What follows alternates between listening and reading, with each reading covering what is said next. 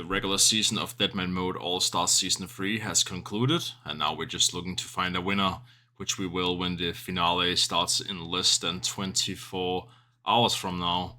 So that'll be very interesting to see. This video will be a follow-up video on the first video I did, where I talk about why specifically the Odablock Warriors are struggling so much and why they are a bad team. I've seen a lot of comments as to why Odablock Warriors are a bad team. There's a lot of consensus about the fact that they are a bad team, and even Odablock himself acknowledges that they are a bad team. But what there is disagreement about is the reason why Odablock Warriors are a bad team.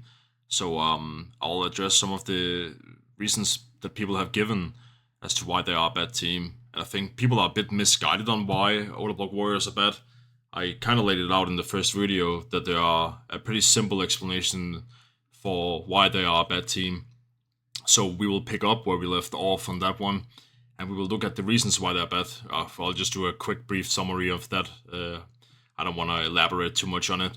But the reason that Odablock Warriors are a bad team is because they are weak in the two pillars that we are evaluating teams on. They are weak in the pillar of account/team progression. They have bad macro and they have bad micro play, which means they are bad at setting out a strategy, which is the macro play, and micro-wise they are inefficient. They're not very good at executing on that strategy that will lead them to the macro goals that they've set out for themselves. So that's the first pillar that they're weak in. And the second pillar that they're weak in is obviously the PKing, shot calling, and multi pillar. They are also doing very, very bad, as we have seen in pretty much all of the breaches so far and all the multi-content that they've engaged in. So this is the reason they are a bad team, and people trying to come up with other reasons for why they're bad are missing the mark here. I will take a look at some of the reasons that people have given for why they're bad, including Odablock himself, some of the reasons that he has given for why they struggle. In this video, I'll go over some of the explanations that people have given as to why Odablock Warriors are a bad team, including Odablock himself, some of the reasons that he has given for why Odablock Warriors are struggling. And there is consensus about the fact that they are a bad team, but like I said, there are disagreements about why they are a bad team, so I'll comment on some of the other reasons that people have tried to explain this with, because I think they are wrong about why they are a bad team. It really all boils down to the fact that they have two weak pillars. They have bad macro game, they have bad micro game, they have bad strategizing, and they are also bad shot callers. They are bad in engagements with other teams. Those are the main reasons, and the reason why they are bad in both of these pillars is simply because of the fact that they have drafted Odablock has drafted a very, very weak team. It is the makeup of the team that's extremely bad, and that's why they are struggling. There's really no other explanation, but let's take a look at some of the explanations that people have given for why the Odablock Warriors are bad. The first one is because they didn't have arcane blades when other teams had them. This explanation is false. The next one is because they're falling behind and have to catch up. This claim is also false because of RNG. This is peddled a lot by Odablock himself. He's saying that it's because of it's due to unlock that they are bad and struggling. This explanation is also false. And then we have the fourth explanation, which is because teams target Odablock Warriors. This claim is also false. This is not the reason why the Odablock Warriors are a bad team. And then you can also fill in, you can add whatever explanation that you want here. And the explanation is also going to be false if it doesn't have to do with any of the aforementioned two pillars. Then the explanation will be false. And if you can't understand the two pillar situation, then you will never be able to understand why teams are bad or why teams are good in Deadman mode, because everything boils down to that. It doesn't necessarily have to be that way, though. You can think of a scenario where it's not so much about the pillars, for example. It's not so much about the strategizing. It's not so much about the macro and micro play or the shot calling. Like, for example, let's say that Soul Mission and the developers behind Deadman Mode Allstars decided to make a really OP item that gave you like 1000 HP, one tick weapon that deals a minimum of 100 damage to other players. Like, suppose some extreme case like that, then it would no longer really be about strategizing about how you make multi call outs or something like that. If someone just randomly got that weapon just by chance, or let's say you got it from a monster drop and there would only be one of that in the game, then unlocking that item would immediately mean that you had already won Deadman Mode. And in that extreme case, for example, it wouldn't be about the pillars. Then the pillars would be taken out of the equation, and there would actually be a different explanation for why a team like Odablock Warriors are bad or why the other teams are bad. But because we don't have any OP weapons to that degree, we have to look at the pillars as the explanation for why a team like the Odablock Warriors are bad. Then the sixth explanation is that it's a combination of all of the aforementioned reasons above, and this is also going to be false. It is not a combination of all the reasons there. It is once again because of the pillars.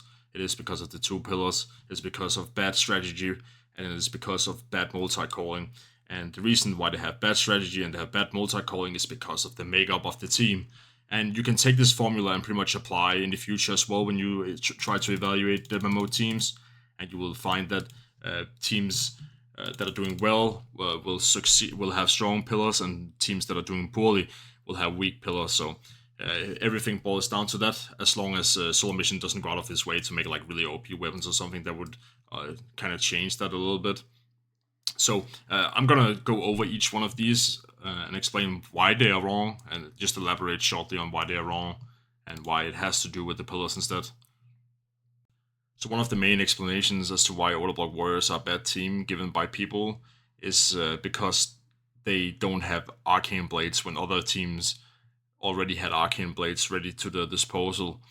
But this claim is a false claim because it supervenes on them actually having a strong left pillar, the pillar of account/team progression. And that's the reason why they don't have set out the strategy to acquire arcane blades, and why they have been insufficient at carrying out that strategy. That's the reason they don't have arcane blades, and that's the reason why they are a bad team. It's not in and of itself the fact that they don't have arcane blades, because if we just grant them this hypothetical, let's just suppose hypothetically all Odablock Warriors members have arcane blades, and we can even say that none of the other players on any of the other teams have an arcane blade. Only Odablock Warriors and only members of the Odablock Warriors team have arcane blades. In this hypothetical situation, which we can't grant them, but let's just suppose for the sake of it, this would entirely mean that the Odablock Warriors would have a strong left pillar, possibly even the strongest if they were able to get arcane blades when no other team was able to. So this in itself would make them a strong team, because now their left pillar would be strong.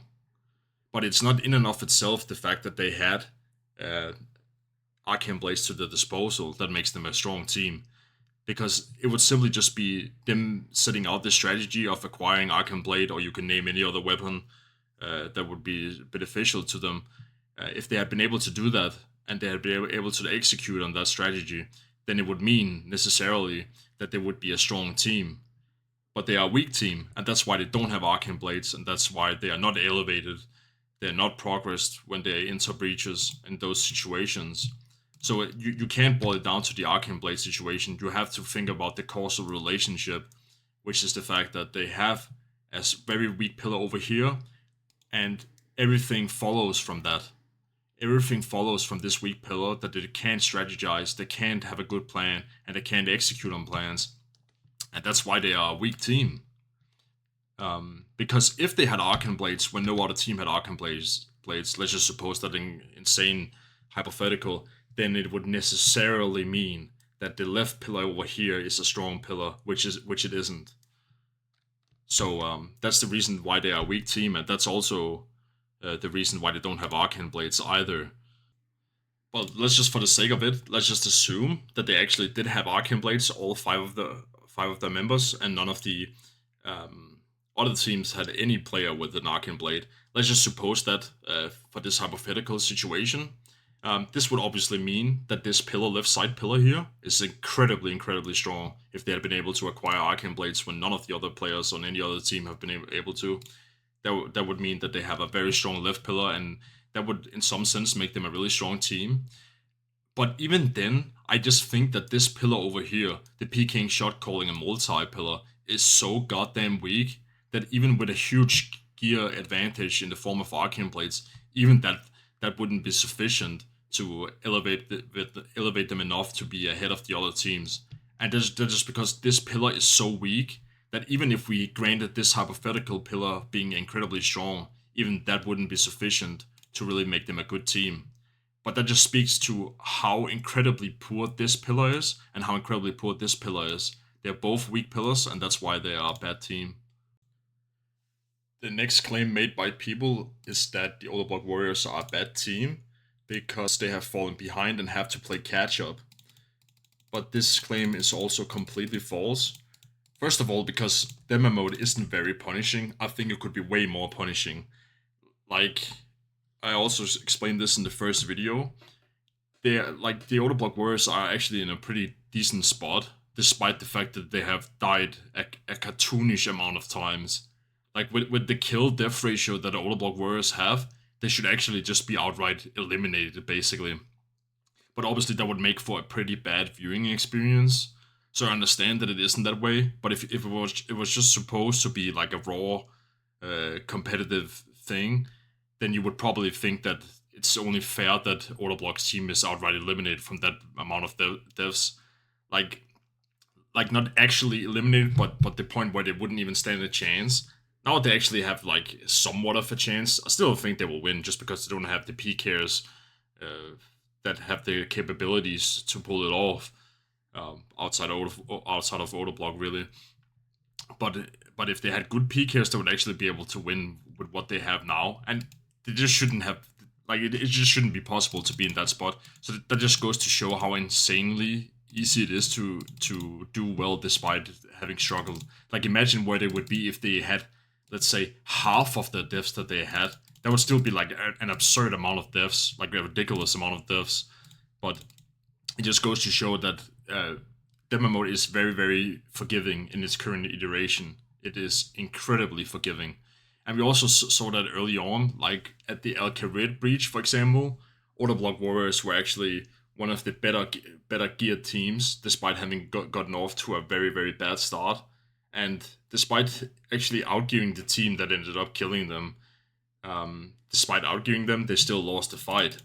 So ultimately, them falling behind early and making it hard for them to catch up, according to these people, is not the reason why they are a bad team. Because like I just said, it's very, very easy to catch up despite falling behind early. It's a very forgiving game mode. Like compare this to how Deadman Mode was in 2015 when in its original inception. Like you would lose, if you were Skull, you would lose 50% of your XP, which equates to 7 levels in unprotected stats. So for example, let's say you had 94 magic and you were Skulled and you died, you would go from 94 to 87 and you would have to grind back from 87 magic to 94. Now imagine this was the Odablock Warriors. They would be so far set back that they would be running around with 70, 80 combat or something like that. And they would have no gear to the names whatsoever. So the fact that they're not losing any stats, the fact that it's very easy to catch up, the fact that you have effectively mules, that you have storages, and all this stuff to this disposal makes it really easy for them to catch up and get back into the game. And so the reason why Odablock Warriors are bad is absolutely not because they have fallen behind and have to catch up. Like you could start 4 days in as level 3s and you would be able to have a very, very strong finale team. It is very, very easy to progress and to play around with that. So yeah, that is absolutely not the reason.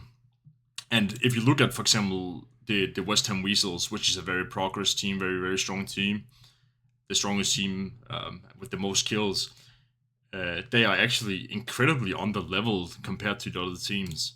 They are incredibly underleveled. I think this is really overlooked by most people.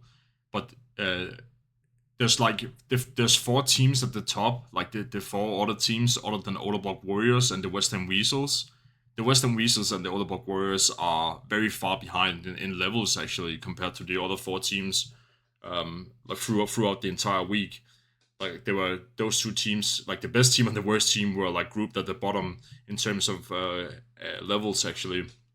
But this meant nothing. You couldn't see that at all when watching fights unfold. When you watched breaches, you couldn't tell, oh, this West Ham Weasel team is actually underleveled. You couldn't tell that at all from the fights that and how they played out, and that's because they are so incredibly strong. The strongest team in this pillar right here. So even if they have weak account team progression in terms of levels, they didn't have weak account team progression in terms of gear though. But if we just look at levels, they're pretty weak in this pillar. But that doesn't matter at all when you are so goddamn strong over here. When you're so strong over here, that doesn't really matter here. That you have a little bit of weakness in the level department. If they had weak levels and they had weak gear as well, then I'm not sure that they could make up for it just by being good shot callers.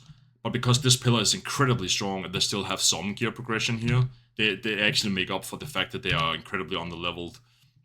So yeah, explanation number 2 of them being a bad team because they have fallen behind and have to catch up, that is a false claim. That's not the reason why they are bad.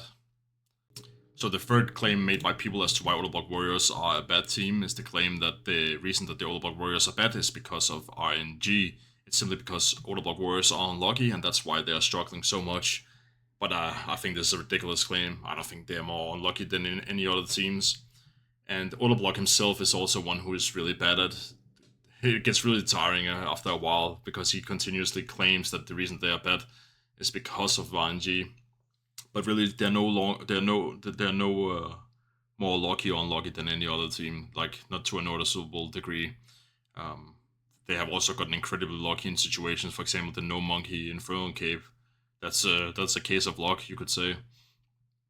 But and also another thing to add here is that no matter what happens in a situation, he will claim that they are unlucky. For example, if they get the Surreal Staff at the more Ulrich Tsar breach, which they happen to get, if they get the Surreal Staff, they are unlucky because they got it there. And if they didn't get the Surreal Staff, they are unlucky because they didn't get a Surreal Staff. But one of the great things that I'm going to explain now about Deadman Mode, in my opinion, is that a lot of the luck is taken out of it. Not so much from regular camping monsters and stuff. I think all teams will probably over a whole week the luck will somewhat average out. It's not like you're gonna see teams who will be locked out of Carol's top, for example, because they got unlucky or something. We won't really see that over a week. The general jobs, the general uniques will be pretty evenly distributed. But one of the things about breaches that actually makes this incredibly fun, and that actually makes it not so heavily RNG is what I'm gonna explain now. So here on screen we have a situation where we have 5 players indicated by these 5 circles. The yellow circles represent one team, and the blue circles represent another team. And then down here we have the black squares, which represent breach monsters. So this is where you would think there is some RNG element to it, because you could get lucky and get the job, or you could get unlucky and not get the job, like getting a Surreal Staff or whatnot have you.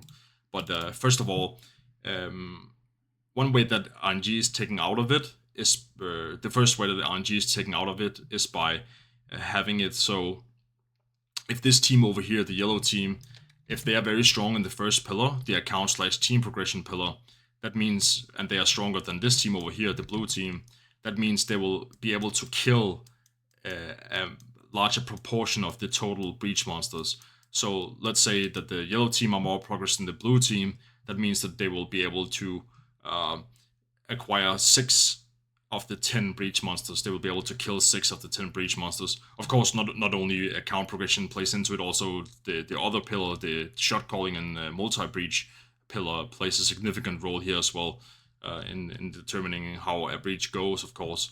But let's just suppose, for the sake of it, that this team has more DPS, they have more progression, they have higher levels, they have better gear. This means that they will kill a higher proportion of breach monsters at a higher rate. And this means that now 6 out of 10 breach monsters will go towards this team, the yellow team, and 4 out of 10 will go to the blue team. This means that they get 60% of the kills, and the blue team gets 40% of the kills. And this over a significant enough sample size means that mathematics will probably work in the Team Yellow's favor over the course of a whole weeks of breaches. If you have better account progression, better team progression, you will probably be better off in that sense. That's the first way that the RNG is taken out of it. Of course, there's still RNG to this, because the team only getting 40% of the kills could get more lucky than the team getting 60% of the kills. But mathematically, over the course of a whole week, we would expect that the yellow team will pull off the better drops on average. If you have enough kills, that will certainly be the case. And 60% versus 40% of kills is a pretty significant sample size over the course of a whole week. But that's one thing, that's one way that the RNG is taken out of it. But it's not the only way, because now we look at another situation.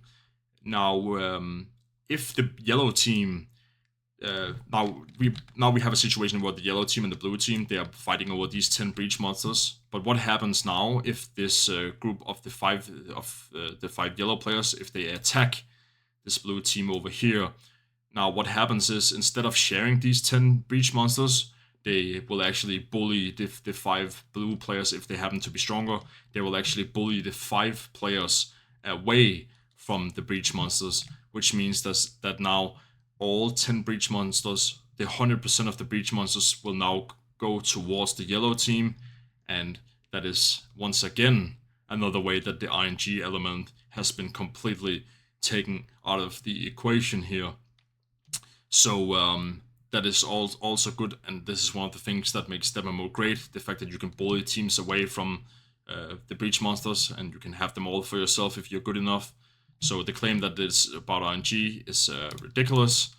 And not only that, but as we saw from the breach in More Ulrich, where Odablock Warriors team actually got the surreal staff, and then they got attacked right after. Odablock will say that this is RNG, or that it's unlucky that they get it there, but it's the exact opposite of RNG, because let's say the yellow team here, they get a surreal staff here. They get lucky, let's say they only got 4 kills out of the 10, but they still get lucky on the surreal staff. That means the blue team over here can actually capitalize and attack them when they have acquired the surreal staff, which is what the Bodhi's team did to Odablock Warriors at the breach. They attacked them. They responded to the fact that they had gotten lucky, that they had gotten the RNG. It was a response to that, and now they have taken out the RNG element of getting unlucky on a surreal staff, and the other team getting lucky on a surreal staff. They've taken out the RNG element by attacking them and being able to claim the surreal staff should they be successful in that. So the claim that this is about RNG, it is completely false. I'll return to the fourth and final explanation as to why Odablock Warriors are a bad team, according to some players, according to some spectators of the event. The Odablock Warriors are a bad team because teams are targeting them. But no, this is a false claim. Odablock Warriors are not bad because teams are targeting them. Teams are targeting Odablock Warriors because they are bad. So you have the wrong causal relationship here. You need to move these around.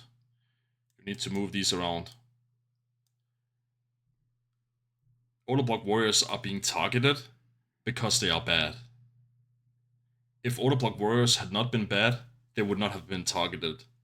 It's pretty much as simple as that.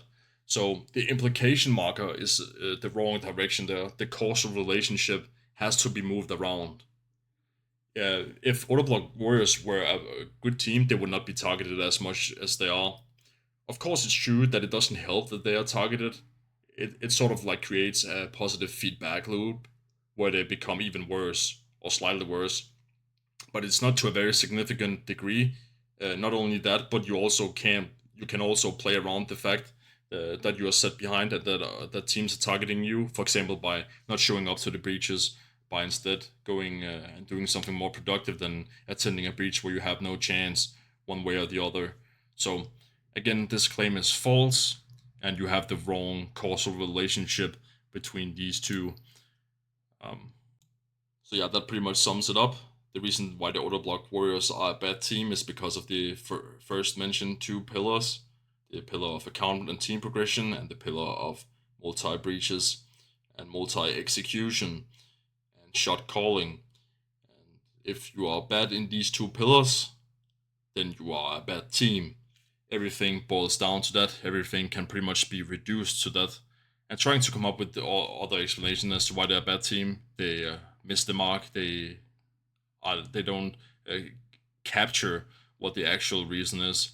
And you can use these two pillars that we looked at before. You can take those two pillars and you can pretty much explain why any team in the league and any future team is a good team or a bad team based off of that formula of just evaluating them on those two pillars. Trying to come up with all these other explanations. Oh, it's RNG. Oh, it's Arkham Blades. Oh, it's falling behind. Oh, it's because teams target them. It doesn't capture what is actually going on. And if you think that's the reason, then you will never understand why a team like Odablock are bad. Then you will be left confused. And there's no need to be confused because the explanation is quite simple. It is because of the two pillars that they're weak in, and they're weak in the two pillars because of a horrible, horrible outdraft. Now we're going to look at a little bit of footage from the event since the last video, and here we are at the breach number 5 in the southern part of Valamore. And this is the most successful breach out of all breaches from Odablock's team. Prior to this breach, prior to the breach starting, they had been in the area for quite some time, mapping out the area and putting up a strategy for how they would engage with this breach in particular. And it turns out pretty well for them. It's a really good breach for them here.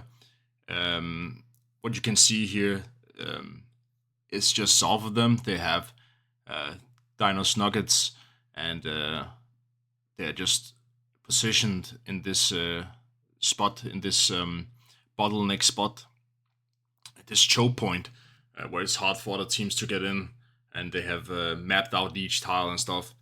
In the end, it turns out that the positioning isn't that strong in terms of PKing, because they will get pushed by weasels in a little bit, and once that happens, they will quickly retreat. But this was a successful breach for them because they were able to kill a lot of breach monsters. They were able to get some archaic emblems to their name and stuff. And it's the one breach where they play pretty conservatively, and they're trying to just farm breach monsters. They're not trying to engage in combat. They're not looking for a fight. It's almost to the point where they are, in my opinion, maybe a little too hesitant here. Because if you look to the south of them, they have Dinos Nuggets there.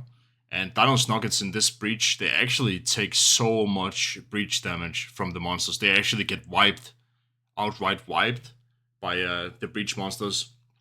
A total team wipe from the breach monsters on that.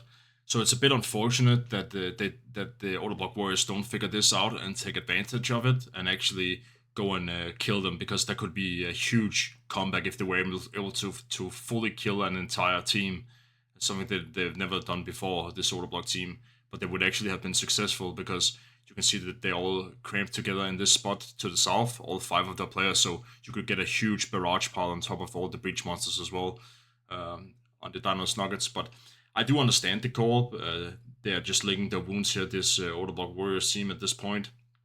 They're not looking to engage in combat. They're just looking to get some footing in the game, to get some breach monsters, to get some breach monsters to their name, to get some archaic emblems and potentially some unique weapons as well. So it is fine that they're playing a bit conservatively, but the hesitancy is also a little bit bad in some sense. Like there would be opportunity cost associated with this by the fact that they are not engaging in combat here. But I totally understand the play. And this is the best breach that they have engaged in the entire event. So this was very much needed. But what happens is, what we see is also that the reason why they are somewhat successful here is also because there is no attack on them. They're able to just farm the breach monsters. Like the other teams have left them alone here in this little isolated area. No one is really engaging with in combat. You can see the Nuggets are not interested in combat at all whatsoever because they're struggling so much with breach monsters, and the other teams are sporadically placed, scattered around the whole area, and weasels are to the northwest of them. So yeah, What we will see soon is that a fight will break out between the Odablock Warriors and the West Ham Weasels. We'll see what we can find. You can see now the West Ham Weasels are moving in. And the Odablock Warriors have spent an awful lot of amount of time trying to map out this whole area because they wanted to get the teams coming in. They wanted to get them into a choke point, but now they're actually caught in their own choke point. This Odablock Warriors team, and yeah, now for the first time in this breach, we see a little bit of friction, and quickly you will notice that Odablock Warriors will crumble as a result. Like it just takes a little bit of a push, a little bit of a fight, and immediately they do fumble.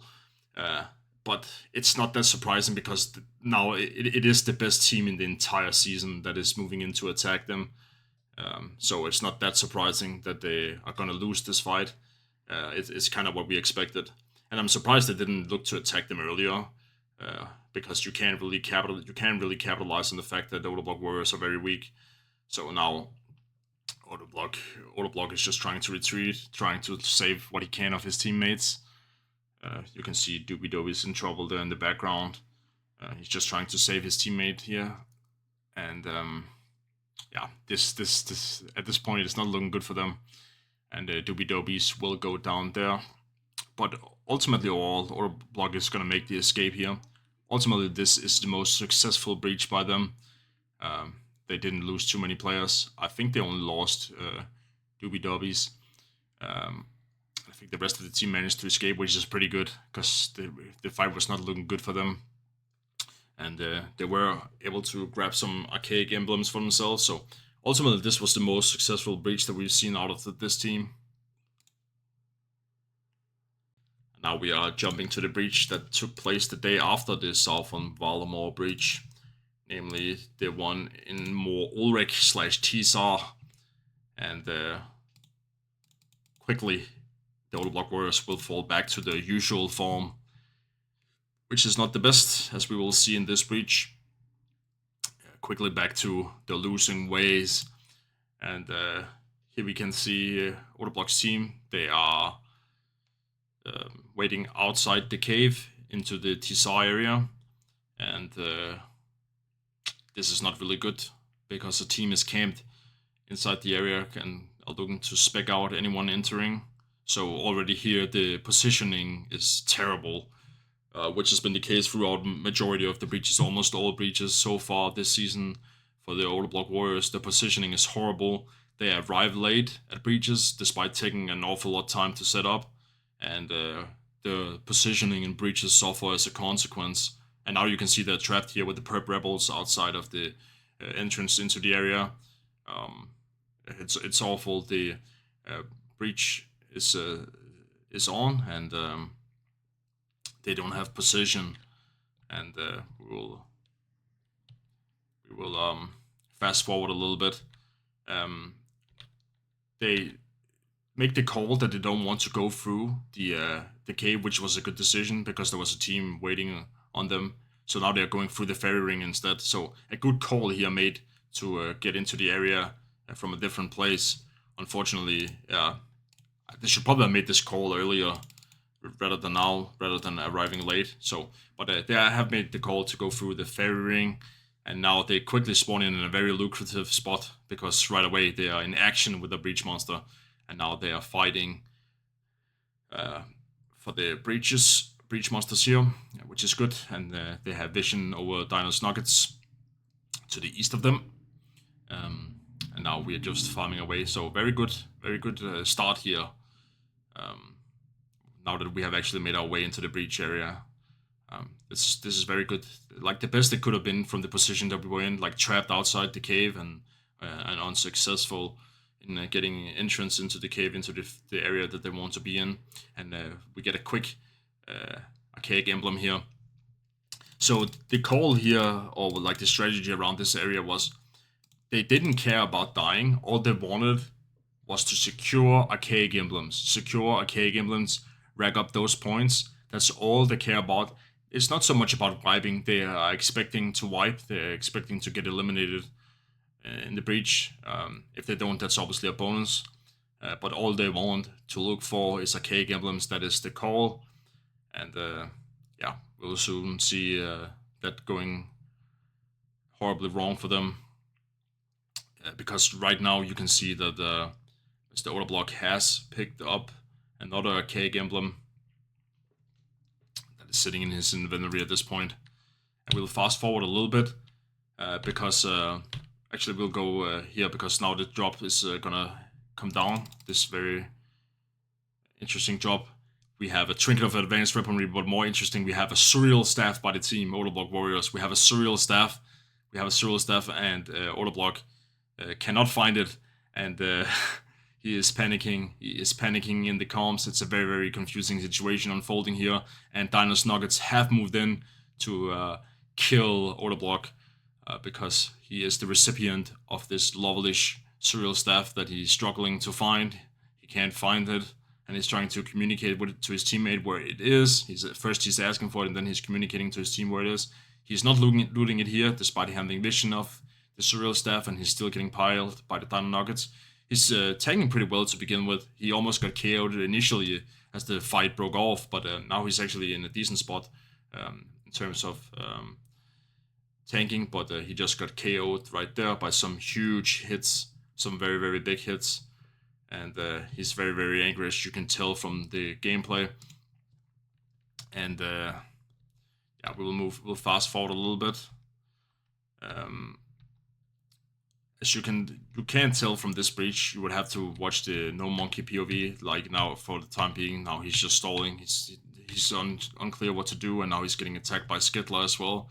So the situation is really, really bad. But what you can't see on screen is that No Monkey is able to successfully loot the Surreal Staff.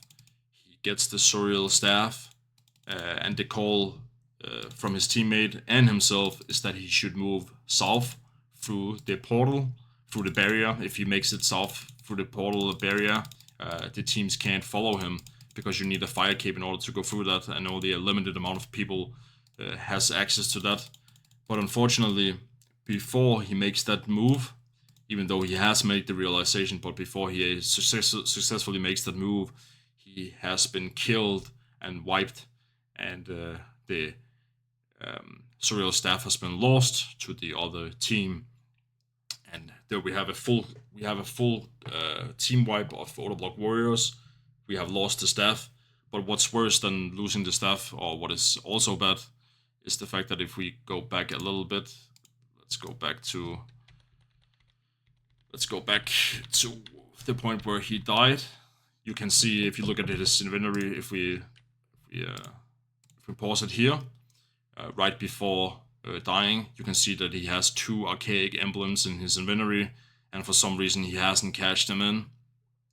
Very, very bad move to not cash them in, and this is where you need good teammates, and you need to be have enough self-awareness. But it's so chaotic, it's so a scuffed situation that they find themselves in, that he's not realizing that he needs to cash in the emblems immediately after picking them up. So that's very bad. They lose the Surreal Staff that they had acquired. They lose the archaic emblems that they had acquired, and they fully team wipe, and they feed blood emblems, blood coins, to the other teams. So this is another disastrous breach, one of many breaches throughout the entire week so far for the Odablock Warriors. Now we will take a look at a very interesting clip from the second to last day of this very, very fun Deadman Mode Allstars season. And now we will look at a play that perfectly encapsulates what this whole week has been like for this Odablock Warriors team. So right here you can see the 4 members of Odablock Warriors in the area, and they have found a very, very lucrative pick on Mr. Sync. They get on Sync, and Odablock is obviously very, very excited. Now the rest of the team is moving in, everyone except Odablock, and now they are piling him. We have the 4 players, Legacy, Eviscape, No Monkey, and Doobie Dobbies, are all piling Sync here. They're all piling Sync here. They have a very, very lucrative situation. A 4 versus 1 situation. This is unlosable. very rarely will you find a situation like this where there are 4 players piling just one in complete isolation. You rarely find that because it reaches like the teams are pulled up together, and it's usually about getting a pick off so you can make it 5 versus 4 or something. But here we have a 4 versus 1 situation, and somehow, some way, still Sync manages to tank and get away to the frustration of Odablock. And this, I just think this perfectly highlights what this team is about. The communication is awful, the positioning is awful, the understanding of the situation is very, very awful. There's no way he should have been able to escape from that situation. How they have outplayed themselves so poorly is ridiculous, but it really illustrates what this team is about.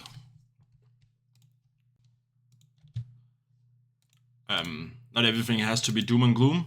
We will also look at a positive play, a rare but positive play from Odablock Warriors, because here they are moving into the area of Armadillo, and soon they will be in a fight that favors them. A fight here breaks out between them and the Framed Friends, and the Framed Friends are not really interested in getting into a fight with Odablock Warriors. So they are trying to escape here. They get onto Lake. The call is made to target Lake here, and he's trying to escape back into the Armadillo pit. And now you'll see Alfie will teleport out. And it's pretty interesting here. Like, if you look at this situation, Lake enters the Armadillo area, and Alfie exits the area. And he runs for the hills, Alfie here. But once again, this highlights what a confused and bad position team this Odablock Warriors is. Dubidobis is inside, and some of them are outside, and they are all over the place. These Odablock Warriors members. But it's crazy. Like, Alfie is so goddamn close to escaping. He should have no chance of escaping here. But he's almost breaking the ankles of this Odablock Warriors team. If you look at this from you can look at it from his POV as well if you want. You can go back in his VOD and watch it from his POV, and you can actually see how incredibly close he is to getting the escape here, getting out of the area. They're actually pretty lucky at catching the freeze and eventually killing him, as you are about to see. But yeah, this is pretty awful. That turns out pretty well in the end for the Odablock Warriors team, and once again highlights that this isn't about luck. It's more about bad plays, but they do manage to successfully bring down Alfie, which is positive, and we will run the clip and we will see how that goes down, because you can see almost here, he gets some distance. If he misses that freeze, that's going to be very rough for him. But now they have a pile on him, and now he's in a very bad place because he's in no man's land. He's very far from an escape from this point on, so yeah. It's very difficult for Alfie after the freeze is caught, and he decides to try and move back into the area, back into the Armadillo pit. But yeah, he is dead, and now they will focus their attention towards Mr. Sync. And let's see what Sync can do about the situation. We do have Mr. Eviscape getting caught in a freeze there from his teammates, but Sync is also going down, and we have a very hyped up Odablock Warriors team managing to pick up a couple kills for themselves, which is huge. Managing to overpower an entire different team to them, so that's very strong, and some good plays here from the Odablock Warriors towards the conclusion of the season. A season that has been very difficult for them, and in the end they did manage to activate Odablock. They did get him online, but unfortunately it was a little bit too late. He did make some good plays here and there. Did manage to scoop up some big boy kills as well. Some big 70 Void Vega specs to eliminate some of the opposition. But unfortunately it was a little bit too late, so they didn't get as much value out of Odablock as they should have if they had toggled him on earlier, if they have activated him early on in the week. So, but yeah, a very rough season, and like I mentioned before, it all boils down to the fact that they have weak pillars. They have weak macro and micro play, and they have a weak shot calling ability, and that is the result of a very weak draft. Everything can be reduced to that, and that is the reason why the Odablock Warriors are struggling. we will see how they do in the 1v1 and 1v1s, because obviously 1v1s is a whole different ball game to the actual week, to how the actual week plays out in the world of Gilnor, where you have to interact with the whole game and map out the whole game. Now it comes down to isolated 1v1 fights, which is an entirely different animal, which should be evaluated in an entire different way. So it'll be fun to see how that action unfolds. Ultimately, I still don't believe in this Odablock Warriors team to pull it off in the end, but Odablock can make some magic happen, and they will definitely be able to best some other teams as well. They will not be able to win the whole thing, but they will be able to have a decent showing here and there in some of the matchups that they are provided. So it'll be fun to watch, but it's been a fun season despite the Odablock Warriors struggles throughout the season. It has been fun to follow regardless. To see, sometimes it's also fun to see scuff gameplay, and hopefully Odablock will learn from this and he will draft differently next time if he is the captain next year, and hopefully he is able to draft a team with a better composition, a team with a better makeup, and if he is able to do that, he can actually have a better season. It's almost impossible to have this bad of a season as he's had this time around. So, but it's been fun to follow regardless, and we'll see how the finale unfolds, and we will see how it goes down next year. I'll definitely be watching and following the finale and the next season that is to transpire. I want to end this video by running this clip of Doobie Dobbies talking about pressure. We'll let it run, and we will have a few comments to add to it. Now, I'm gonna keep it a buck, bro. Like, I have never experienced more hate in my fucking life, and it genuinely ruined this tournament for me. Wow, really? Like that? I feel like... Yeah, no, like that is the truth. Thank you for being honest. Thank you for being honest. Like, it's gotten to me, bro. Like, I've never had this much hate in my entire fucking life. I don't know, man. I don't think it was worth it. He's basically saying he doesn't think being on the Odablock Warriors is worth it anymore. That's what he's basically saying. It's not you. Like, it was such a good opportunity. It's not you. Okay. Doobie's basically just said he hates me. I don't know how to feel about that. Now, I'm gonna keep it a buck, bro. Like, So obviously, the pressure is high. There's no denying that. That's a descriptive assessment of the situation, which is entirely true. It is true that the pressure is really high, and especially in particular for Odablock's team. Like, Odablock is the biggest content creator in the entire space, and one of the biggest content creators out of all creators on Kick. So, of course, the pressure is going to be incredibly high, and the expectations are also going to be insanely high. Some people have said that people are specifically harassing No Monkey, or they are specifically harassing Doobie Dobbies and stuff from Odablock's community, but I think that's entirely wrong, because if you look at the chat of Odablock, you will see that the chatters are constantly and religiously piling on Odablock all the time, giving him shit for everything he does, the small micro plays he makes, the entire draft he makes. Every little misstep that he has gets called out by his chat, and rightfully so. People have high expectations for this team, and there's no other way around it, and you should also deliver on that, and you should treat it with the seriousness that the situation demands, in my opinion. People are not going to be satisfied with this team being relegated to doing wilderness agility course for the majority of the day, to be doing useless bosses that doesn't move them in any direction. Like, the view count, the concurrent viewer count of this team is absolutely insane. Like, at certain breaches, you will find that that he is sitting at 60,000 viewers. Odablock, 60,000 viewers watching him at a breach, pulling up in mystics and congoling ropes. Like, expectations are there, and they should be able to better deliver and fulfill those expectations that people have for this team. And it's just been a very disappointing season, and obviously Doobie Dobbies is not exempt from the criticism.